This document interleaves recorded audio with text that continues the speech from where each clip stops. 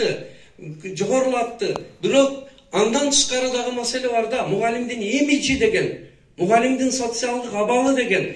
Карасаңыздар, урматтуулар, мен учурдан пайдаланып мына соц тармакты, соц бөлүмдүн жетекчиси Жогорку Кеңештен Динара Айым катышып отургандан, министрибизден Октябрь Эркинбековичтин барыдан пайдаланып 30 жылдык эгемендүүлүк жылдарын ичинде бир да мугалимге кыргыз эл баатыры берилбептир. Туурабы жокпу? Бектир Исаков деген агайыбыз Таластан кандай татыктуу инсан.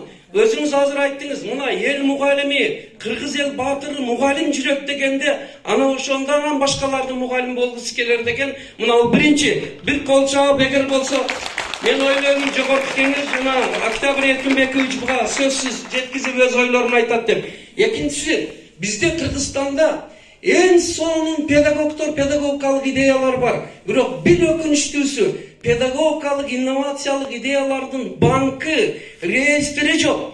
Аны колдоо деген, ошону аккумуляция кылуу деген жок. Сиз азыр айткан ошондой мугалим болуш үчүн мугалим ошону айылдагы, 7 дубандагы мугалимдер дем алып, демилгеге дем керек. Инновациялык демилгени колдоонун бир өзүнчө бир бөлүмү болуш керек. Үчүнчү бир нерсе, азыр мына менен жыйынтыктаймын. Урматтуулар, сиз айтып атасыздар, мына өтө жакшы тарбиянын баалуулугуга келеди деп. Мунун 15-20 жылдан бери тарбия баалуулугу деп бир сунуш бердик эле. Кыргызстанда мүмкүн тарбиялуулуктун 10 жылдыгы, тарбиялоонун 10 жылдыгы деп. Биз сунуш беребиз.